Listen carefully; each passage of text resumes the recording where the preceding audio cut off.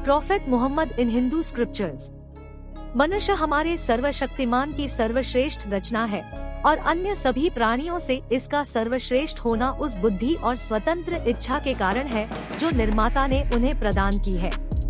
चूँकि इस स्वतंत्र इच्छा का उपयोग इस दुनिया में अच्छे या बुरे किसी भी तरह से किया जा सकता है, इसलिए मनुष्य को इस दुनिया में अपने मामलों को आगे बढ़ाने के लिए दिव्य मार्गदर्शन की आवश्यकता थी ताकि उन्हें सफलता मिल सके।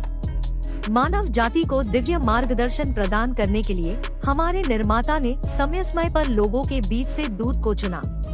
मनुष्य के इस धरती पर कदम रखने के बाद से कई पैगंबर आए, जैसा कि अल्लाह कहता है कि हर राष्ट्र के लिए हमने दूत भेजे हैं। अंतिम और आखिरी पैगंबर का नाम मोहम्मद रखा गया, जिन्हें विशेष रूप से अरब की भूमि और बाकी देशों में भेजा गया था।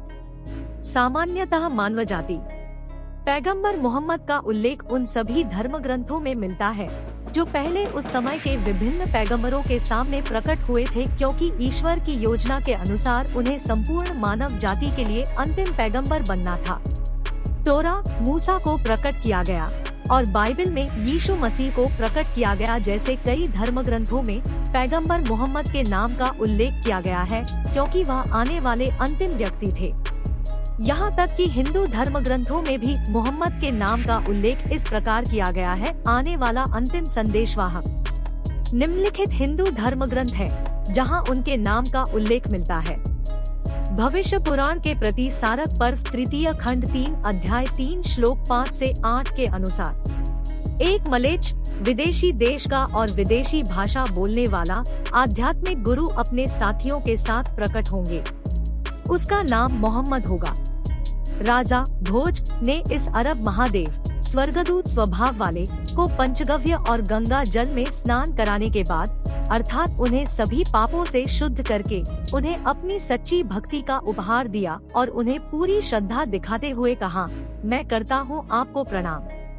हे तुम मानव जाति का गौरव, अरब में रहने वाले, तुमने शैतान को मारने के लिए एक महान शक्ति एकत्र की है और तुम स्वयं मलेचा विरोधियों से सुरक्षित हो गए हो। कुंतब सूक्त अर्थात अथर्ववेद ग्रंथ 20 सूक्त 127 श्लोक 1 से 13 में वर्णित मुख्य बातें इस प्रकार है। मंत्र 1। वह नराशंसा या प्रशंसित मोहम्मद है। वह कौरमा है, शांति के राजकुमार या प्रवासी, जो 60,090 शत्रुओं के बीच भी सुरक्षित है। मंत्र 2। वह ऊंट पर सवार ऋषि है, जिनका रथ स्वर्ग को छूता है। मंत्र 3। वह मामा ऋषि है, जिन्हें 100 सोने के सिक्के, 10 हार, 300 अच्छे घोड़े और 10,000 गायें दी जाती है। इसी तरह की भविष्यवाणी ऋग्वेद पुस्तक आय भजन 53 छंद 9 में भी पाई जाती है। प्रयुक्त संस्कृत शब्द सुश्रमा है, जिसका अर्थ है प्रशंसनीय या अच्छी तरह से प्रशंसित, जिसका अरबी में अर्थ मोहम्मद है। पैगंबर मोहम्मद की भविष्यवाणी सामवेद पुस्तक तू भजन 6 श्लोक 8 में भी की गई है। अहमद ने अपने भगवान से शाश्वत कानून का ज्ञान प्राप्त किया। मुझे उससे वैसे ही प्रकाश मिला जैसे सूर्य से। कुरान हिंदुओं का एक पवित्र ग्रंथ में कहा गया है कि कल की अवतार पूरी दुनिया और सभी मनुष्यों के मार्गदर्शन के लिए इस दुनिया में भगवान के अंतिम दूत पैगंबर होंगे। वेदों में कहा गया है कि भगवान एक गुफा में अपने दूत देवदूत के माध्यम से कल की अवतार की शिक्षा देंगे।